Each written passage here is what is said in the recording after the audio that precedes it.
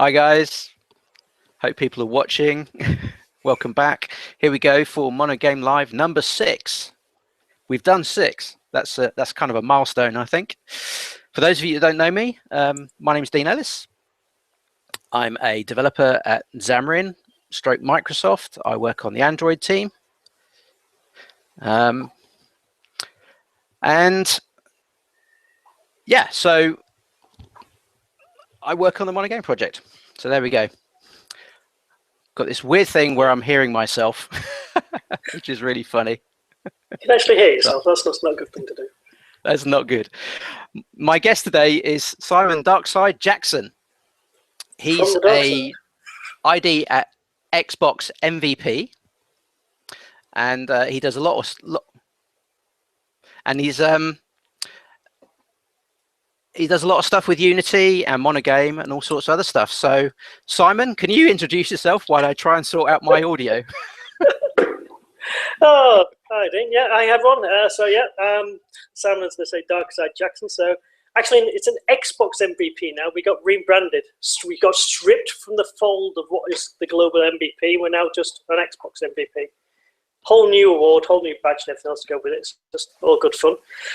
All for rewards for contributing to the community and doing things like this, or doing tutorials, doing blogs, doing speaking. I say, I'm an all-round game development evangelist. So, although XNA and MonoGame were my home, I was born through the depths of XNA and then dragged into the dark, guttural world that was MonoGame. But being an evangelist, I work with lots of teams on different tools and different things. So yes, I've unfortunately done Unity. I've done my stint there. I've come back out of there for a while to go back to my MonoGame crowd. And also brought forth a load of new resources and things, as I do when I can, when I have time. Well, I mean, to be honest, Simon, the MonoGame community is a very forgiving community, and we like to be inclusive. So we will forgive you for working with Unity. We won't hold it against you, But at least not for another. No, not for another. Well, welcome back. Don't leave us again. I'm back. I'm splitting my time between family and MonoGame and development. And one of these days, I'll actually get around to actually doing one of my own living games again. It's been a while. Yeah, that's always the hard part. I keep doing that myself. I think, you know what, I should really write one of these many game ideas. I have a book full of game ideas. I really ought to write them at some point. So that I figure that's what I'll do when I retire. You should write a book. I think I've tried to get you to do that once or twice. It's not the first time it's been the subject has been broached, which is quite interesting. Yes. We've got 12 viewers. Excellent. Hi guys, welcome. Sorry about the audio mess up. It was quite funny. Yes, I have. I had to install this loopback driver on my Mac because I was trying to record the game audio. Because I was doing a video, I wanted to record the game audio, and unfortunately, it was taking whatever I was putting into the PC and putting it right back out to me. So I've had to disable it. So loopback is brilliant, but yeah, I really ought to make sure I don't use that in future. Yeah, use proper screen sharing software. Yeah, I would do, but it's a Mac. I'm trying to screen record. It was OBS I was using, so I'm biting my tongue to be very diplomatic. Yeah, that's okay. That's fine. If I could get Fraps working on a Mac, that'd be fine. Fraps guys, if you're watching, do a Mac port, dudes. But there we go. Oh. So I think before we dive into it, we're going to have a look and see what happened in MonoGame over the last month. So we've had a couple of highlights, which is quite nice. That by the way, guys, if you're watching, this is a new system, so the Q&A is going to be on our Jitter channel. I'm sharing that right now, so if you go to jitter.im/monogame/monogame, join the channel there. If you've got questions or comments or just want to hang out, just ask them as we go. I think there might be a couple of guys in the channel monitoring it for questions. And if not, then Simon and I will just trawl through them at the end of the recording, and try and answer as many as we can. But feel free to join us. Like I said, we're a very inclusive bunch. which is quite good. So the first shout out I want to do is for NeuroVoider, which came out on Steam.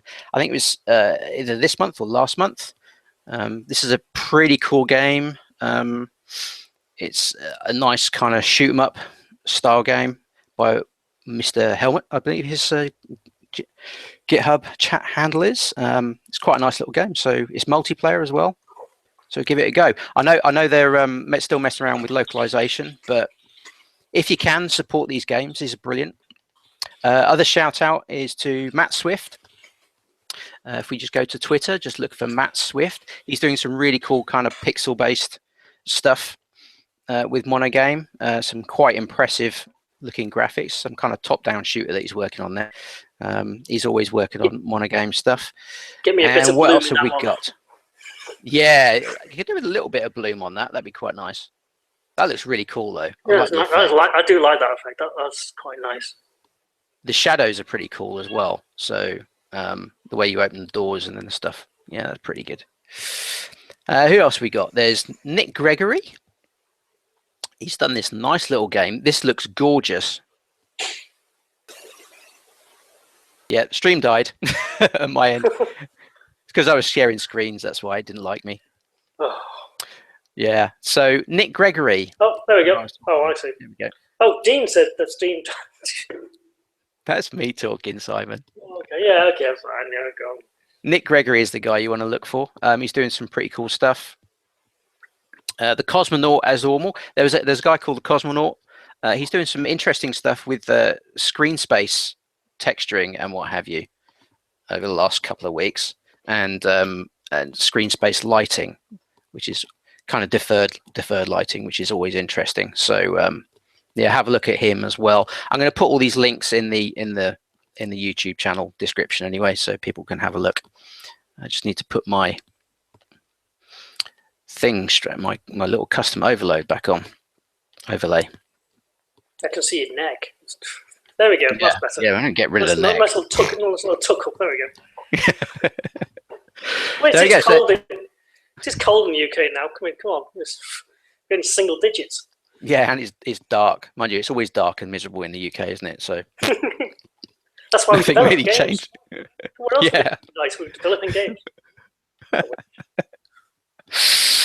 And one final thing I saw, this was one of the tweets that Dominic found, that someone had ported the Sims engine over to MonoGame.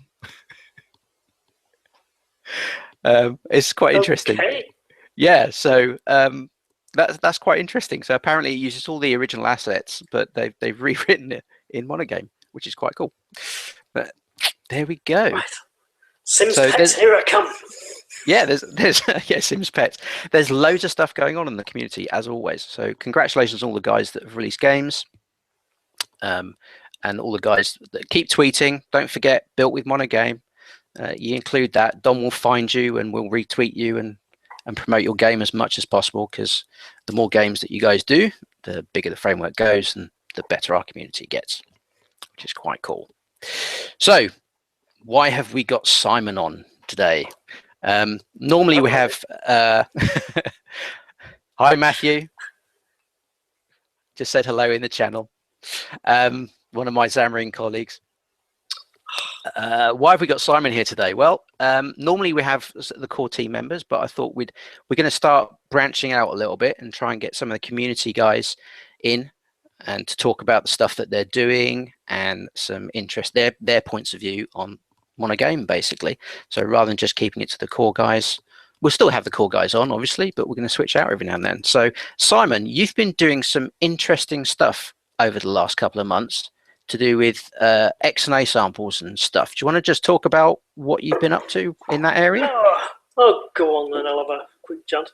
So if you've not seen it already, let's see if my screen sharing is not going to crash the actual demo. There we go. Nice shirt, by the way. Oh yeah, sure. You can't see the shirt now. You've got a screen. Yeah. So if you've not seen it already, there's Microsoft have been saying for I don't know months, maybe years now. You know, the XNA site and the XNA Creator Club and all that, that's going to die. It's going to go away. Which, from a MonoGame perspective, is going to be a real crime, simply because every single one of those samples is basically a MonoGame sample, but it's just still in the old XNA framework. Yeah. So eventually, I think I got fed up one day, and I think I had a spare 5 minutes. Sorry, 3 weeks. And basically, I've now dragged every single sample off that site, every single document that they've got as resources, and they're now here, initially on the site. So eventually, the first is just an actual, just complete rip of the site. So all the content as is, so it adheres to the whole licensing standards about the MSPR license around this, so it's all untouched. It's still as it is. It's just made a bit prettier, not searchable, but all broken up into these different sections and things, so that I can actually tell we've got shaders here, we've got samples on physics and AI, and so that's all in there. But the ultimate intention is that this can basically become the MonoGame sample library, and we've actually already started this journey. So if we go look at the source in here, so there's actually a MonoGame Samples localization sample. So I don't know if anyone's been watching as well. So behind this, I've been doing a bit of work with a new YouTube channel. No, Dean, I do not know why I did not do one in the past. I've done that many samples for XNA and for MonoGame in the past on my blog and writing and speaking and everything else, but I've never done a YouTube channel. And the thing that's I like the title of the YouTube channel.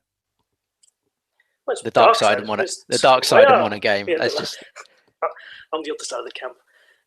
You know what that means, though, because it's the Darkside of MonoGame. You really need to have a goatee. You've got to grow a goatee now. Or, in fact, all the team members need to have one. So I've got a goatee. Dominic, he's got a little bit of a goatee. Tom has definitely got a beard. I don't know about Steve. I don't think Stephen's got a goatee. So Steve, you need a goatee. Solidarity, brothers. No, well, if you could have told me this yesterday, I would have not shaved this morning. Oh, right, okay. I was quite deep in growth this morning, but anyway, I had to go. That's fine. So if I get this right, so what you've done is you've grabbed every single XNA sample. Is that just XNA 4 or XNA 3, XNA 2? It's just XNA 4 because that's the only thing that makes sense. There are 1 or 2, 3 still in there lingering about because that's what they were. But basically any sample that was on there that's live or has archived versions which are current, then they're all on there. I think there's 243 of the last. Will this tell me? No, that's just. Oh no, I'm looking at the wrong place. So did you actually write a tool to grab all that lot, or did you do it by hand? No. No, this was done by hand, and one of the things behind this is that it's not just the sample file. So yes, in here we've got all the samples. There we are, lots and lots and lots and lots and lots and lots of zips. But behind this is the documentation behind all of these is also on here. Oh wow, so that is excellent. Because one thing I do know about the XNA documentation is probably some of the best documentation that Microsoft has ever produced. Yeah. The detail and the way they explain stuff was just awesome. So yeah. That's fantastic. I mean, at the high level, it is just the actual the documentation behind it, just for the samples themselves. I was provisionally looking at them to start extending that to the documentation, and we'll see if I can find time for that, or if anything else can suddenly work in that space. But everything from the actual physical samples to all the code and assets that come with these, as well as there's even there's quite a few of these which are documentation. Let's see if we can find one here. There's a lot of documentation stuff in there. Oh, come. Yeah, for example, I know the Catapult Wars sample quite well because that one's been ported to MonoGame before. That one had it wasn't just the initial sample, but there was also a way that you could. There was extensions as well, so there were labs that you could do which built. Did you grab all of that as well? Oh, everything. When I say everything, I do mean literally everything. So if I go to the let's have a look. Creators Guild. There we go. We go to the Creators Club and we look at anything in here. Create.xna.com. MST.com. And basically, it's everything out of here. The education catalog. There's not a single thing in here that is not in that repository. It's all there. Even the even the articles and the documentation. So Take your pick, and I'll find it. I'll show you. You know, there's probably something psychotic about that, don't you? It's when you get in this. I was using a lot of tools to do this. So downloading the files and structure, put them in the store. That's one thing. The best trick out of it is that if you've not used it before, Visual Studio Code is a lifesaver because it's also a very good markdown editor. And also then it's in that, like a cut down Visual Studio, it's even got snippets and other sort of things. And then I think after I did about the first 2 pages, I've actually got snippets and things, and then the rest just flew by. So, I mean, you just go to code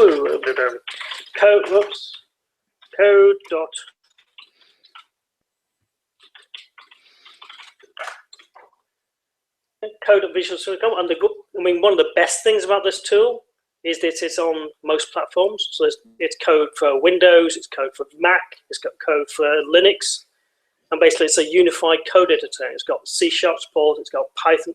Seems got Python support. I never actually thought about that. I know one of the guys, Crazy. Hi, Crazy. He was using Visual Studio Code on Linux to do MonoGame stuff, which is quite cool. But I'd never thought about using it as a markdown editor. No, it's got a fully featured markdown editor and markdown preview in it as well. I'm not sure if my choice was actually writing stuff in it, but no, for samples, docs, links, trying to get things to work. It works also because Git is natively uses markdown. Yeah, it's a natural fit. So all of the wiki and all the documentation in here, it's all markdown at the end of the day. Okay, so is this something obviously that we'd like to get the community involved? So if you fancy having a bash at porting a sample, I take it they just do what they normally do, is fork the repo and submit pull requests, or are you going to give people direct access to the repo? No, it's the same as any other project, like MonoGame itself. You want to help them contribute, fork it, submit a PR, get it in there, and get it done. The only thing we're trying, I suppose, a bit like now, if we cast our minds back to one of my previous incarnations, is that we've obviously got the MonoGame.samples repo, which for my sins I helped create. And in here, one of the intentions behind it is that these are all fully formed samples for MonoGame, full games. I think I might have lost someone again. Oh. No, you're back. There you go. Oh, okay, fine. We do.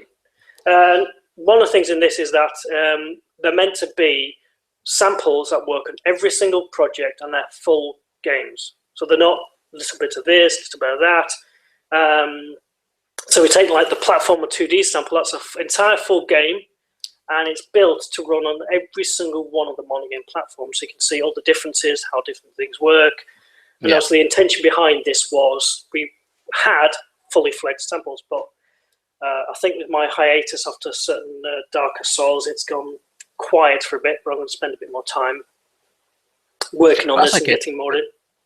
Well, I mean, platforms have changed a little bit since then as well, because we've got the desktop GL platform now, haven't we? So we can probably ditch some of them because that one will work on Mac, Windows, and Linux. So it shouldn't be too much of a problem. I saw someone tweet that. That was interesting. But yeah, so I think that the nice thing would be is that in the MonoGame, the XNA Game Studio repo, as it were, the same kind of paradigm should also be done. So if you're building a sample, it also has all the platforms on it if you can. Okay. Yeah, I mean that's probably a good way. But the thing is, it's quite easy to actually add the platforms nowadays, isn't it? So if you've only got access to, say, Linux, or you're only on a Windows box and you can't do the iOS and Android ones, although Xamarin is free now, guys, so no excuse. I've not enough disk space. No, that's for Android stuff, dude. That's just don't even talk to me about that. That's what my day job is. But yeah, if you got time and you're interested in porting some stuff, obviously, do you want to? We'll put that link in the description, and drop it into the channel as well if anyone's interested. Have a bash at those. Did I see that you've ported the localization sample? Yeah, well, for my sins, obviously, on the YouTube channel, as it were. So go back to show that again. Yeah, so on here now, there's several tutorials. Now, I suppose really one of the things highlighted on this channel, and that makes it stand out from a lot of things, is that not only are they video tutorials, every video is also fully annotated, so non-English speakers have a bit of an easier time trying to read the content. But also, if you don't like the videos, there is also an entire full blog post, which generally tends to go to a lot more detail behind each of these. So, the one, where is it? The last one. There we go. So yes, on the latest one of these, he says, "Why is that taking?" There we go. I'll pause that because I don't need to walk the entire thing. So in the details for these, they have the links, and then that basically goes off to the actual full blog post behind all of that. And the blog post generally go into a lot more detail on the video because obviously you have more text, and those are all hosted on there. But again, it all links back to the video. Well, yes, in this one, it covers a lot of things because it started out as how can you use the content pipeline more effectively, and how can you write content extensions? A bit like the good old MonoGame team, Andy and Tom did a huge session on the NBA site for which is just about archived since it's gone from the NBA site. Yeah, I noticed that it's kind of been archived now. It's disappeared, so it'd be quite nice if we could. We should probably get together and do another one of those, and just kind of do a complete bare bones from scratch. I mean, it's kind of what your site's doing, isn't it? It's starting from scratch, but that was an excellent. They did a really good job on that. That was quite good. Oh yeah, I mean it's still on YouTube, and I've got playlists. I think I've shared them before. I've got the playlist for all 3 sessions. But that's the trick. There's several sessions across all of those. But yeah, so in this tutorial, it goes from there's been a big theme on the channel so far, which is about the content pipeline, because it's one of those untold gems in the package. How to use the tools, how to get the importing done, and then this was started off as just how to build an extension. But I think it was quite a few requests. People are going about localization and other things, and there is a localization sample in the repo, so it just all knitted together, saying right, so how do you build a localization? How can you then use the content pipeline to extend that localization to make it more flexible? Even to the fact that there's a site that got pointed out to me from an MVP in Japan, I believe, who wrote a whole content pipeline extension for actually generating not just the basic fonts you get as you get out the sprite fonts when it renders, but also be able to generate actual WPF style fonts. So you can change how you can generate your fonts into MonoGame, and then it's just usable in the game. You don't have to build images. You don't have to do things. And where it's extremely useful is in some of the non-character or the more image-based languages, where you need to be able to control to the finite detail of how that character is drawn. It's like the extension even on the extension allowed for having like miter, bevel, and rounded support around the edges of the characters. So was that extension, is that just for WPF, or will that work on any?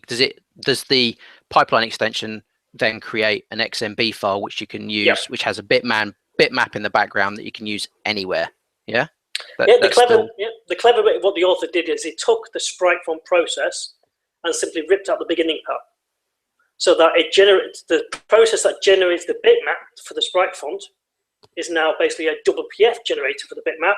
But then what you get out is basically a sprite font and the XML files for actually drawing text. That's awesome. I don't actually have an image on that blog post of it running. Yeah, I mean that's just really nice. Obviously that's only going to work on Windows though, isn't it? No, yes, the building process is only going to work on Windows because obviously that's the only thing that's got the Windows Presentation Foundation for. So that is one limitation. It's fine because I've got my remote processing toolkit that I wrote for people to use. If you go to pipeline.infinitespacestudios.co.uk, there it is. There's a pipeline extension which allows you to build effects. So you've got your FX file on your Mac, and you think, damn it, I can't compile that because we don't support it yet. This thing just palms it off to a service in Azure. Yeah, so that's so we could do that. Yeah. I could put that in. Yeah, that'd be quite easy. We should be able to do that. In fact, we can have the Azure extensions for the content pipeline. Patent pending. Patent pending. But I mean that's pretty interesting stuff actually, because being able to tweet. I know fonts is a big thing that people have problems with and getting them right, but it's nice to be able to get that fine detail, especially in Asian languages, because I know that's a big problem. Actually interesting. I've got a PR which brings in the localization sample has a pipeline extension which you've obviously ported. I'm going to try and get that into MonoGame so it's in the box when you get it, so you don't have to write your own. Perhaps this WPF one might be something worth looking at. It'll be interesting to see if we can somehow detach it from WPF and maybe try and use the font processing system that we've got, that we use already, to do the same kind of thing. I wonder if that's possible. It should be. I mean, all it's using is WPF to do the actual character generation. So if you can find a more open platform framework that actually can do that, then, because all it is just font generation at the end of the day. Yeah, that might be interesting. So if anyone wants to have a bash at that, or we might have a bash. Oh, there you go, Matthew. Skier Sharp. You know what? We could actually use Skier Sharp because that's cross-platform, and we can do it in the content pipeline. That's a really good idea, Matthew. So, Matthew, when are you going to have that done by? Just out of interest. You mentioned it, dude. Well, isn't Skier Sharp a Xamarin thing? Skier Sharp is a Xamarin thing, and I keep forgetting about it. Yeah, it's effectively all it is the C# wrapper around Skier. So, and Skier, for those of you that don't know, is at a high level cross-platform system drawing. It's a 2D framework. 2D framework. It's got fonts and all that kind of stuff built in. So that's kind of an interesting option. That might be worth investigating. So yeah, that's a good idea. That is, because I know localization is a big problem at the moment. So it nice to make that easier for people. One of the questions I had in my PR actually is how to deal with, because the localization sample itself, what it does is it gets all your text together from your resx files, and then builds this massive font which contains all the characters. So how do you deal with that? Well, not so massive, because what the actual processor itself does is only pulls out the characters from the font that you actually want to use in all the different languages that you're actually going to render. So it doesn't give you every character, which is if you wanted to have every character set for every language, then yeah, that would be huge. That'd be a massive XMB.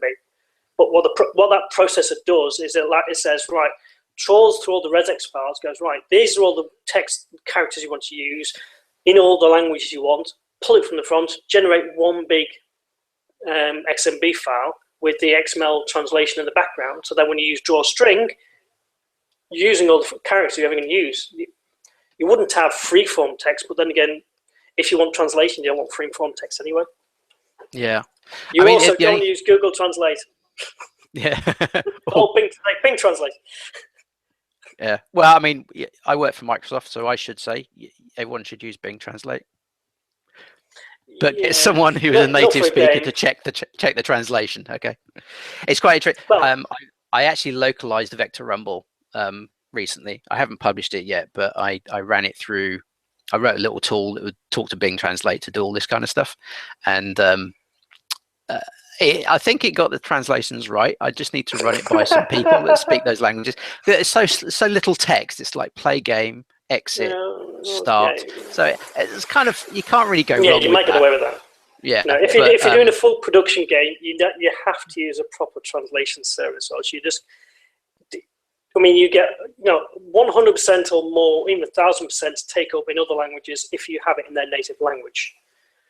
you'll suddenly see yourself struck off from stores if that native language is like gobbledygook, because it's just random words thrown in which to roughly make a sentence. Just take any site and just put it through Bing Translate and just look what it comes back with when you read it. Although you just described how I write documents for specs.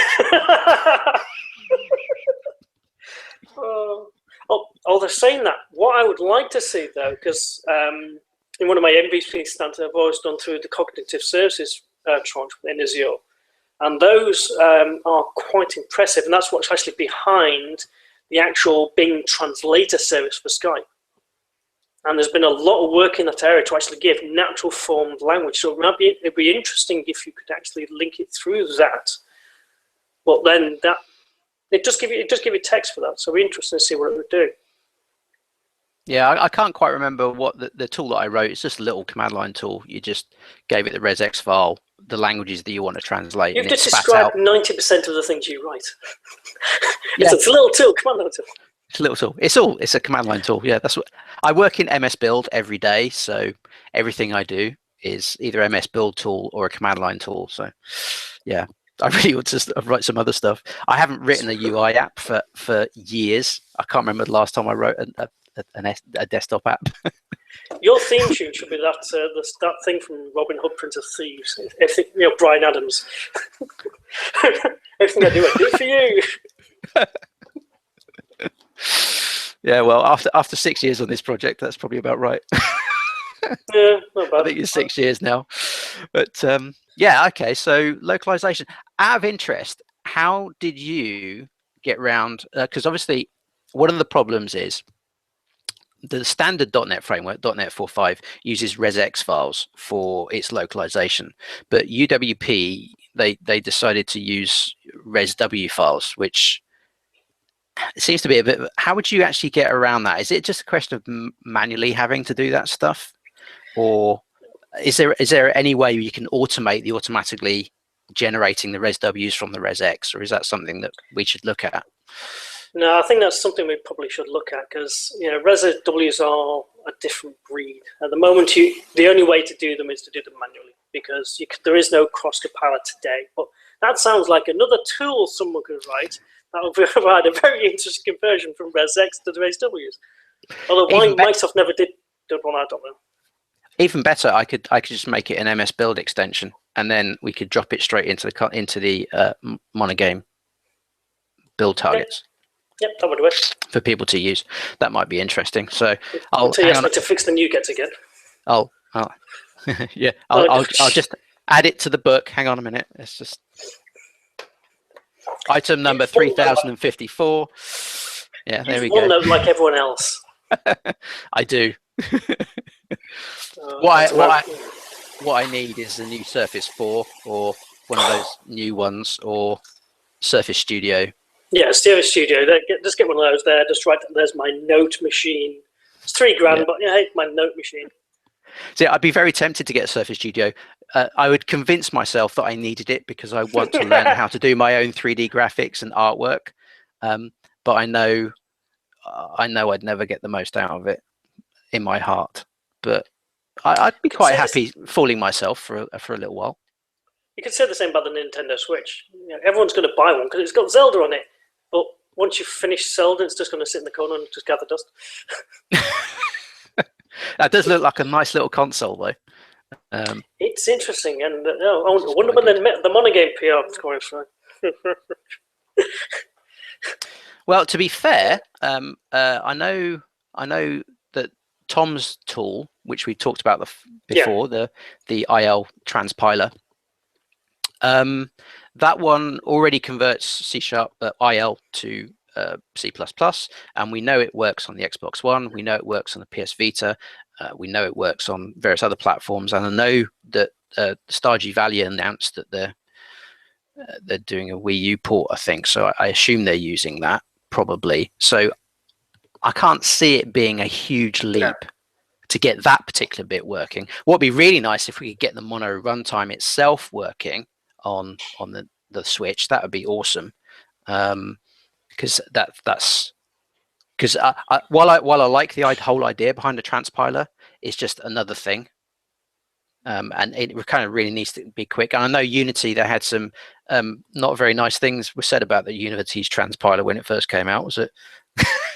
I'll be honest, I've not seen any good things said about it yet. And I know some studios are using it for small things, but IL2CPP, yeah, it's good, but it's still a work in progress. And Unity themselves will admit it's still a work in progress because it won't support everything. I mean, I mean, ideally, what you want is an F5 experience, isn't it? You got your C# code, you hit the button, it does stuff on the device. It's C++ running on the device, but you can debug it in C#. That's the end user experience, but it's going to take a while to get there, I think. To be fair, most people still dev and test in C#. It's like WebGL. It's like you'll dev and test in C# all day long, and then the moment you want to test on WebGL, then you'll compile it for us. You would never develop while doing WebGL because it takes ages to compile. Yeah. And it's still a ways off from being a proper system to use because you need it needs standards that haven't been standardized yet. So, the ability to have binaries in your browser and things like that. So, yeah, I mean, that's it's a very good point, actually. Although I did see the post again, someone asking about MonoGame.web. Yeah, well, if you're interested in MonoGame.web, then yeah, we need some support on that one because I don't think anyone's done any work on that since it was originally released. About 6 months ago now. Yeah, I'm not entirely sure if I don't know if it still works or not. Someone ought to really check that. According to that post, I think it still works. It's just that rough around the edges is probably a better way to say it. Yeah, I mean, it's certainly an interesting technology because it takes the C#, converts it into JavaScript. Yeah, Java or ECMAScript, one or two. Yeah. JSIL. Yeah. Yeah, that's it. JSIL. It's not WebGL, it's not using some of the more modern standards that's coming around with WebGL now because you still have the same problem that Unity WebGL has, where it's effectively all uncompressed stuff, and you have to load it all in memory for it to then start running, and then your browser crashes. Yeah. Or if you're using the wrong browser, it just never runs. That's something else I've been playing with the last couple of weeks. Shader Toy. I don't know if you've seen that. I'm familiar with Shader Toy. Yeah, I made this. I did this. I had this nutty idea. It's like, okay, I'm going to convert one of those to an FX shader and get it running in MonoGame. Yeah, it worked. okay. I got it working. I actually got it working, which I was quite surprised. You drew a triangle on the screen. No, it wasn't a triangle. It was kind of a you're flying through clouds. So okay. It was quite an interesting. Looks like nebula. You're flying through different colored nebula. It was tricky, but because you have to obviously convert all the GLSL stuff over to HLSL, and then you have to take into account all the different passes that it does, and set up the render targets and all that kind of bits and bits. But it was an interesting thingy, interesting process. But hopefully, at some point, I know there's someone working on a GLSL shader compiler for MonoGame, so hopefully that's still going. I think it is. I saw posts on that not long ago. This GSL cross-piling HSL thingy. Yeah, I mean, the goals for the effects stuff is going to be there's going to be two ways of doing things. There's going to be one where you can write in HLSL, and then we're going to use a tool like HLSL to GLSL, which is a tool that I can't remember which company used it now. There's one company who develops it and they've open sourced it. So we're probably going to use something like that to on the fly convert the not on the fly, at build time by the content pipeline, it will convert the HLSL to GLSL. Because at the moment we're using Mojo shader, which is a bit dated. Yeah. But then there's another effort, which is basically you can write your FX file using GLSL syntax. And then from there we'll be able to build the shaders. But then I'm not too sure if that's going to say, right, okay, I'll need to convert that from GLSL to HLSL so it will work on the DirectX side of the house. Because you don't want to write your shaders twice, do you? No. I think if you have a spare evening just to read that one big long post, I think I did once. It was just by the end of it, I'm just going. Yeah. Okay. Yes. Yeah, that's very interesting. I mean, I'm not a shader guru. I can barely read them, let alone write them. So my expertise lays elsewhere. I have problems with shaders as well. That's one of the reasons why I forced myself to look at Shader Toy and do this conversion process, because I needed to know how this stuff works. And we grow by learning, so and making mistakes. So you don't get any better by not doing that. I don't think. There you go. Let's write a book. There you go. That seems like you're at. You're desperately trying to get me to write a MonoGame book, aren't you? We've talked about it how many times now? At least 4. Although I was talking to a certain cooperative friend of ours, I'm not going to mention his name just for the sake of it. Just that his name is backwards from his studio name, and he's thinking about writing again. I'm probably doing shaders, I should guess. Nice. Okay. Well, I'll think about it. I'll think about it. I'll tell you what. Oh, yeah. If there's enough, if people in the community want a book, right? If you make enough loud noise and you want a book, comment on the video, or and if there's enough, see, there you go. No, that was Simon in the chat. Yeah. If someone wants a book, let us know, and we'll perhaps we can make that happen. Because I think the MonoGame system itself is now stable enough. Because I think before, with all the changes we were making in the content pipeline and all that kind of stuff, it was tricky. But I think we've kind of stabilized on how we work now, with respect to the content pipeline and how the projects get put together. So, I think that it might be time to do that one. Kickstarter, yes, Matthew, that might be a great idea. Oh, not for books. Look, what I've heard a lot these days is a lot more people are self-publishing. What they do is effectively they're building the books episodically, and so it's almost like it's more like a Patreon than a Kickstarter, because Kickstarter for books, I've never seen it, but Patreon might be a good idea. Yeah, we've to be honest, we talked about opening a Patreon account for MonoGame. I don't know if that's something people are interested in or not, because currently we get the odd donation directly here and there, but I don't know if that's something people want to do. So if you do, let us know. If that's something you're interested in, that'd be quite cool. So it's there's at least one person in the chat who wants a book. Yeah, not just me. It's a start. There you go. You got one reader. One reader. Yay! Well, that's all it takes, isn't it, Simon? Oh yes. How many books do you sell to become a best-selling author? Just out of interest, because I noticed you've got best-selling author on your title. 100,000. Wow! So you've sold 100,000 Unity books. I've sold a few more than that. Not that I say. One of the other things about self-publishing, you get to keep more of your money. Going through a publisher is a learning experience, to say the least. Okay. Well, I'll tell you what, we'd write the book and you'd do all the nitty-gritty. There you go. I have contacts now. All contacts, yeah. Contacts are good. Hopefully they're decent ones. I think the last time we were approached for a book, it was from Pact Publishing, I think. And when I looked through how they lay out their books, it just didn't feel it didn't feel as the way I would write a book. It was very kind of forced, and this is how you had to do it, kind of thing, which I didn't really like. Mostly that I can comment on. That is down to the author. I think Packet's main problem sometimes is that they have quite young, I won't say young, but newish authors. So they take off the content reviewers that they have within Packet. But if you're used to writing, and you have a specific style that you want to write to, you basically force it down that throat, which is why my books are very different to a lot of the other people's books out there. I remember they have, to be fair, they have improved over the years. I know when one of the owned Unity guys, he swore he'd never write for it again, because they said, as you said, you must write like this.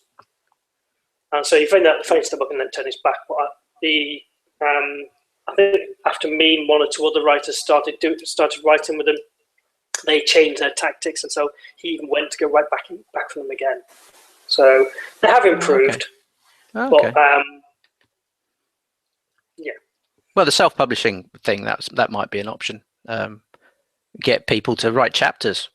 Yeah, it's a lot more work for yourself from a self-publishing perspective, and obviously you've got to do your own marketing and everything else. But if you have a backing of the world to go off, or a community, then it's a better advantage to get them out there. I know there's a lot of people who've become very successful doing self-publishing. So yeah, okay. It's being rigorous like yourself, like in business. Interesting. Okay, well, we've been chatting for about 45 minutes so far. Yeah, we should probably talk about something interesting. Which is always good. So this is the time where we usually throw it open to the audience for questions and stuff. And I know we've got one question at the moment in the channel that I've seen is about the video player. From Bang, how can you play video with the video player in MonoGame? Because last time he tried, it didn't work. Now I know for definite that the video playing support for Desktop GL doesn't work because it's not been implemented yet, I don't think. For DirectX, I'm not entirely sure. I think DirectX might work. Android should work. And last time I checked, iOS was working as well, but it's been a while. But Desktop GL definitely not, but DirectX maybe. I don't know if you know. Yeah. Well, I think they work, but they're still doing the way that XNA needs to do, which effectively is breaking it in the content pipeline. You decompresses the video effectively down into an image stream, and then you're basically playing it like an animation. So it's just very large. I don't think it's ever had the capability to play like raw MP3s or stream video and things like that.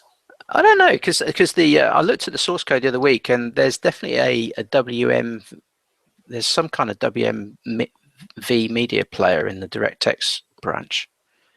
Let me have a gander. It might be that it works in DirectX, and that might be one of the few platforms it does. I know all the code that we wrote for Android is still there because I was the one that wrote that, and so hopefully that'll still work if all goes well. No, that's Mac OS. I don't want to look at that. Windows. No, that's Gamer Services. Don't want to look at that either. I keep forgetting that we've moved everything into partial classes. Yeah, so we've got two video players. One which is videoplayer.wme, which I assume is for UWP, and then we got something called video player WMS. So that might at least looking for media sessions. The code is there. Is the code in the framework classes or in the content pipeline classes? No, these are in the framework classes. So the content pipeline is obviously going to be converting those into WMVs. That's interesting. Yeah, it looks like it's implemented. I know Desktop DL isn't implemented, so that's going to be, yeah. Bang, could you do us a favor? Could you actually open an issue, if you can, on MonoGame? Yeah, or add to it. If you can add a sample, that'd be fantastic, because then it might be something we can add to a unit test and have it automatically test that it works. I don't know. That might be interesting to try and find out. Oh, right, Victor. Hi, Matt. I think, yeah, Matt. Did I say Matt was one of the people I recommended earlier, wasn't it? I think. Yes, it was. Matt, you missed it. We were talking about you earlier. Good stuff on your game. Yeah. Okay, Victor has a question. Can you talk about the recommended desktop platform? Sounds like Desktop GL is the new thing. Is it unified with other platforms? Is this the way to go? Are there still benefits for using DirectX version? Okay, so Desktop GL, the whole point about Desktop GL is it would produce a single executable and MonoGame framework.dll that would work on Mac, Linux, and Windows, because it uses SDL at the background. So if you want to just have one binary that you ship everywhere, say for Steam, for example, and then you just ship your native DLLs, I'd go with Desktop GL, to be honest, because it's just going to make your life easier. You don't have to deal with any platform specifics. It's just going to be the same. DirectX, I don't know. There might be some performance benefits for going with DirectX. I don't know. I tend to use Desktop GL all the time, so I have no personal preference. The only time I use DirectX is when I'm doing UWP for Xbox One or my Windows Phone, because I'm still one of those weirdos that has a Windows Phone. But yeah, so personally, I'd go with Desktop GL. But DirectX, maybe if you want some very specific stuff. I don't know. What, Simon? Windows Phone? Yeah, me and you. We're probably one of a few people. You've got the band as well, haven't you? Yeah, we got the band. Solidarity Brothers. Got the band. Got the bands. Yeah. So, have you got any opinions on that, Simon? Desktop GL or DirectX? Yeah, I think I'd have to agree. So if you're targeting Steam, Desktop GL is a good cross-platform way to go. But the only thing you're really going to have to change between GL and DX is going to be your shader files if you have any shader specifics. So most of the platform you write is still going to be mostly compatible with most desktop GX platforms. There's nothing largely different. So you've not got the iOS variant or the Android variant. It's just a core game framework. So the only thing else you lose is that you don't have the native specifics. So you are just going to have raw graphics and raw input and raw audio. You're not going to get anything platform lighty up. But for the most part, games don't need that. People just want a good game to play and have it work. The gamepad's going to work, the keyboard's going to work. They're going to get good quality sound and good quality graphics. So, but yeah, if you are talking like Windows 10 for all the platforms, you're going to have to be DX. If you want to go on Xbox One, you'll have to be DX. If you're going to go on PlayStation, you have to be the same. So, yeah. I mean, sounds like it's basically about the same. Is your house falling down behind you there, Simon? No, someone's probably making a cup of tea, actually. I'm leaning back, yes. My office is near my kitchen, so. Although it might mean I get a cup of tea very soon, so that might work well for me. Oh, well, no milk, just plain tea for me, if that's okay. Thanks. I'll put you ready. Hopefully, Victor, that answers your question. Let us know if you need any more information. So Kenneth is asking, who at MonoGame is the current person to contact for discussing the possibility of collaborating between AP University in Denmark and MonoGame? Well, that's probably either myself, and you can see my Twitter handle at the bottom there. Just follow me, or actually just get in touch with the MonoGame team itself, which is at MonoGame team, and just let us know what you're interested in. It's not the first time we've collaborated with universities. We've done presentations and things at Hull University and Stafford as well in the UK. So yeah, we're always happy to get involved with universities teaching MonoGame. In fact, our good friend Mr. Stott is still doing that. In fact, he is doing the university rounds these days and doing all things. Yeah, I don't know if he's teaching much on the game side of things these days. Oh, maybe he doesn't teach. He drags us out to there, and we stand there in front of the crowd, and we teach you for him. So yeah, it's the best way to do it. Yeah. So Kenneth, if you want to reach out to at MonoGame team or myself, we can perhaps either help you out ourselves or put you in touch with a member of the community in Denmark that's done a lot of stuff. Denmark, I like Denmark. I've never been to Denmark. I could do with a trip to Denmark. Although we do know a certain former, now retired university professor who does a lot of MonoGame and XNA. Yes, I know. I'm trying to get hold of all of his notes. I believe he's going to publish them or make them available. Yeah. Well, I want to personally, get hold of them so I can put them in the MonoGame documentation. But there we go. So hopefully, Kenneth, that answers your question. So Matthew wants to know, does it use DX on Windows or is it OpenGL? You can use either. Oh, that's Angle. That's the web framework, wasn't it? No, not Angle. That's. Are you talking about the WebGL, Matthew? If so, that uses OpenGL in the background. Yeah. So because it will use WebGL in the back. Yeah, well, a lot of them are cross-platform onto GL just because it's more prolific. Oh right, okay, yeah, Matthew. Desktop GL will obviously use OpenGL on Windows specifically. It's basically so you can get a consistent performance across everything. Or a consistent kind of look and feel and all that kind of stuff. So yeah, it just uses OpenGL. If you want to use DirectX, then you use DX stuff. We do have an Angle project, I believe. So yeah, I don't know how current it is these days, though, is it? Yeah, I don't know how up to date that is, which is kind of interesting. Okay, so Bang mentions that Xamarin Studio auto updated you to 6 and it broke MonoGame support.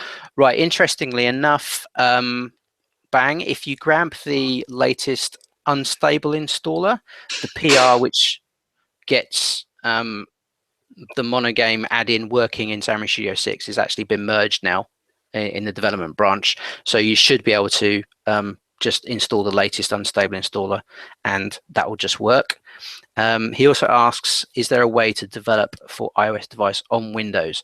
You can use Visual Studio Community to develop for iOS in Windows, but you still need a Mac to do all the compilation and stuff. So it's a definite requirement. You can't get away with not having a Mac, but you can use Visual Studio and build and run your app using the Xamarin tooling in Visual Studio, and it will just compile it on the Mac, and it actually forwards the simulator onto your Windows box now, which is really cool. So you can just do everything on your Windows box. So if you're interested in that kind of thing, I find the best way to work is to have a little Mac Mini just on a desk somewhere that you're paired with, and then you just develop that way, and it works perfectly.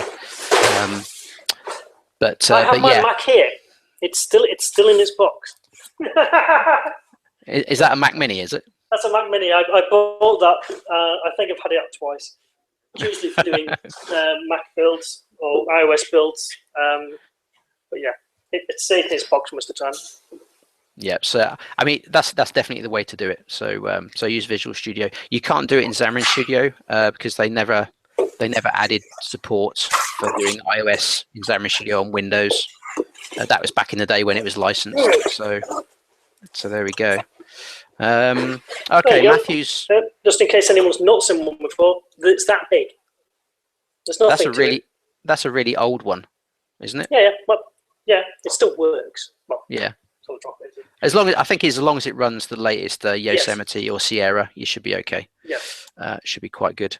So Matthew has posted the Angle stuff. Yeah, I think that's what we use for the Angle project, but it probably needs to be updated. HoloLens. I did put a channel. We put a couple of challenges out to the community over the last couple of months. One was to get the first person was going to get a T-shirt if they managed to get the Kinect working on the Xbox One using a UWP MonoGame app. I don't know if anyone's done that yet.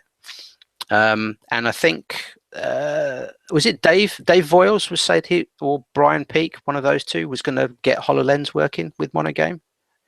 I think Dave Voiles said he was going to try. I don't know how far they've gone with that. So that'd be quite interesting.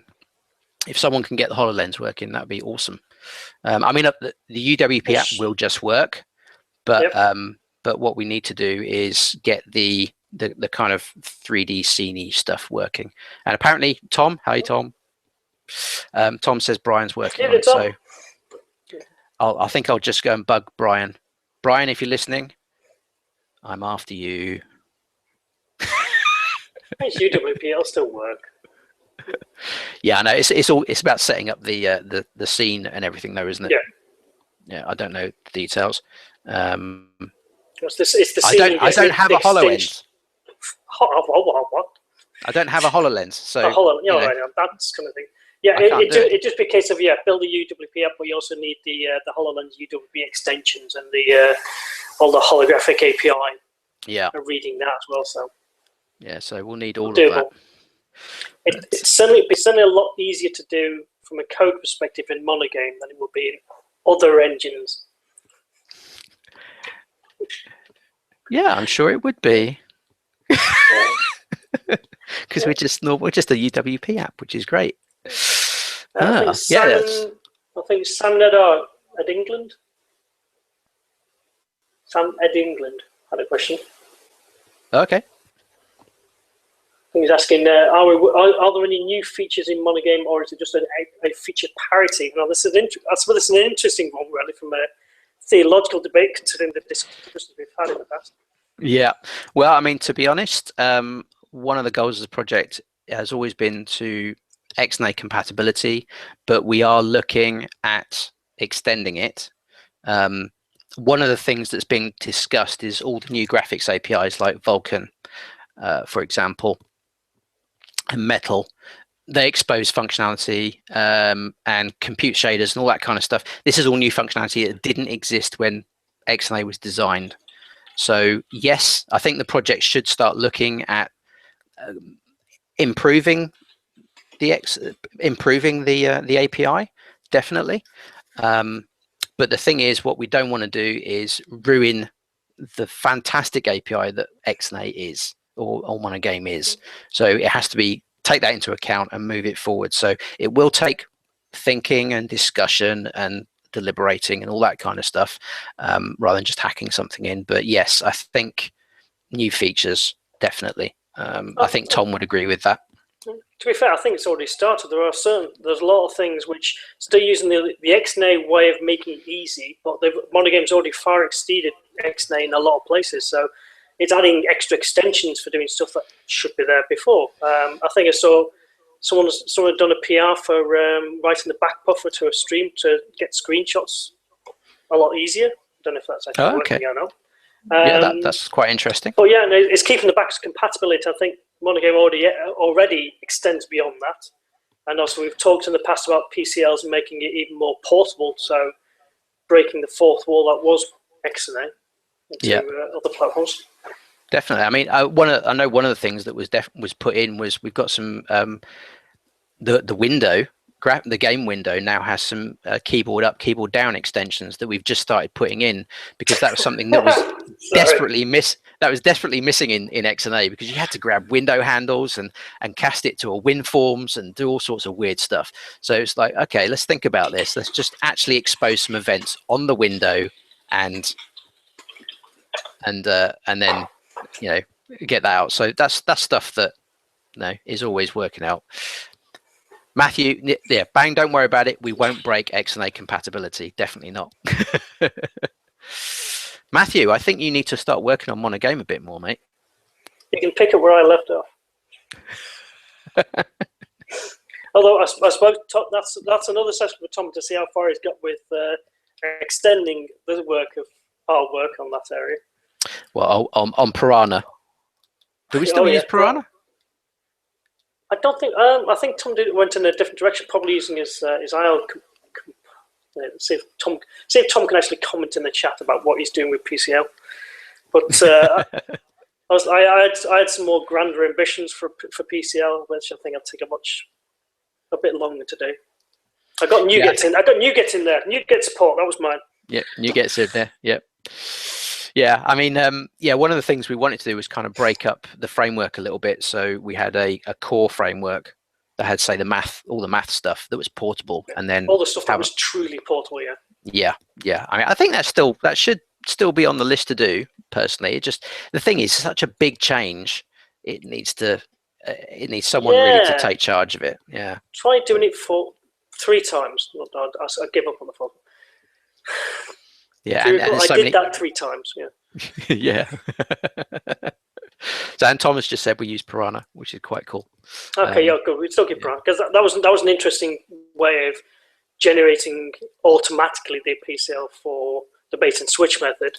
But also, we wanted to back that with a true PCL, which was all of the shared code, which had no platform differences or different changes, and then everything would use it. I think in the end we even got Linux to use it in the end, because Linux started supporting PCLs as a PCL project. I mean, that benefits because it meant that any framework like the particle libraries or the farces, or they could use those core things without needing all of MonoGame built in and switching it out. But you still need the bait and switch model then, so you can create a truly platform agnostic game, which then will just run anywhere. Yeah, I mean, yeah, it's definitely worth looking at. And I think the community, we should kind of resurrect that kind of stuff, because as long as if it makes it easier for third-party frameworks to integrate and use our math libraries and stuff like that without actually taking a dependency on everything else, then that might be interesting, certainly, to see if we can get that up and running. And that's certainly, it's a difference. I mean, at the moment, yeah, we broke from XNA because XNA had all its DLL separate anyway by namespaces, and then we've got it all in one apart from the net stuff, and then it might be, splitting it up. I think it should be good. Should be good. I don't think from a namespace perspective we need to split it. We just needed a separate PCL DLL, and then you had MonoGame as a single library itself. So I know that the discussion went back and forth for a long time about breaking it all up again. But for once, I'd have to agree with Tom. Having a single MonoGame framework DLL, which is just all the namespaces, is fine. But having that separate PCL, so you can just use it for your, it helps, especially when you've got like additional things, plugins to your project itself that just needs to use the framework classes or the structs and things that you've got all in MonoGame, so it keeps the compatibility without having to have all of the MonoGame DLL in there. Yeah, so I think it's mostly for stuff like the maths classes, so vectors, matrices, all that kind of stuff. Is probably what that's doing. But yeah, I mean, there's certainly an interesting way. There's a nice discussion going on there now. Yeah. Although I like doing that. Another interesting discussion of mine had we break from PCL because we're here all night. I think Sam's gone about extensions to the content pipeline. I think this is something we even talked about earlier: is building more extensions or more reusable extensions that we can add to it. Yeah, absolutely. I mean, all of my content extensions, they're all PCLs. So when you create a new content pipeline extension in Xamarin Studio, it doesn't create a library; it creates a PCL and uses the PCL NuGet packages. So that DLL will then just work everywhere, which is exactly what we wanted. And yeah, if the people can, if you know of good extensions that we should probably do I thought about this. We should be able to add a new reference directly from the pipeline tool. We should be able to go and add a NuGet package which contains a pipeline extension, and it will just I was going to be looking at that. I can do tutorials, I can do videos, I can do add it to the list. Stick with tutorials and videos because that's really helping us out at the moment. Right, okay, so has anyone got any more questions? Because we've been going an hour and 10 minutes. I don't know what it is about the MonoGame live chats, but every time I do one of these, it gets longer and longer and longer. MonoGame 5. MonoGame 5. Can we get MonoGame 3 finished first? Can we get MonoGame 3.6 out first? Yeah. We got some bugs with the pipeline tool that need some regressions that need fixing because it doesn't run on Mac at the moment. No, that's fine. Then they ship it. Yeah, so once we've got that fixed, hopefully we'll get around to shipping stuff. But we've been a bit busy, unfortunately, with the various summer holidays and the various ports that have been going out. There we go. Yeah.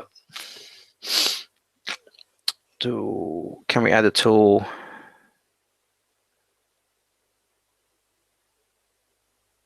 Well, I'm just trying to read what Matthew's saying there.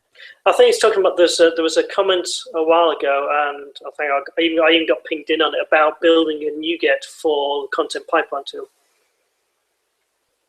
Yeah, I mean, half looked at, but yeah, that's kind of the Cocoa Sharp guys did that. They did, but I think it only really worked on Windows. So you could add a NuGet to your project, and it would contain the pipeline tool. And all the tooling. The main problem that we have with that is with Macs being able to run like the pipeline tool app and all that kind of stuff. It gets a bit tricky, but I mean, it's something certainly worth looking at. I know why it's coming up. It's because the whole thing started about universities, and we had this even when we were at Hull, is that university machines can't install stuff, or can't install stuff without lengthy processes to get things in. So having MonoGame in NuGets is great for them, because it means I can do final brand new project, put NuGets in, do this, and my game's running. But you haven't got the content pipeline tool, which means you can't build content. So you end up in a catch-22 by reusing some sample XMBs or. Sorry. Yeah, yeah. I was wondering when you're going to notice that, Tom. That is a brilliant domain. So yeah, I like that. Yeah, we should switch over from using monogame.net to using monogame.rocks, because we've just bought that domain, guys. Start using it. Monogame.rocks. Good suggestion, Matthew. Understood. And Talk says, I'm sorry, this did you mean store.rock.com? No, it probably hasn't set up the name servers yet. So if it's only just bought it, the DNS won't be sorted out. Yeah, fantastic. I'll tell you what, Matthew. Let's have a chat about that and see what we can do about getting the content pipeline into a NuGet package, because if that can help out universities, that would be quite cool. I think I did volunteer to look at it, but it's just when I can. Yeah, that's good. So 30 minutes, T-minus 30 minutes for monogame.rocks to go live. So hopefully we want people to watch it. Whoa, gone loud again. Right, okay, so last call for questions, guys. It's getting late here. It's only 11:15. We got another a bit while. Well, Matthew, I mean, the thing about CI, I think that also got rolled into the whole discussion about doing it for CI, but I think that has its own independent problems. Trying to have content pipeline on a build server without installing anything. Well, not being funny, the content pipeline worked perfectly in Azure.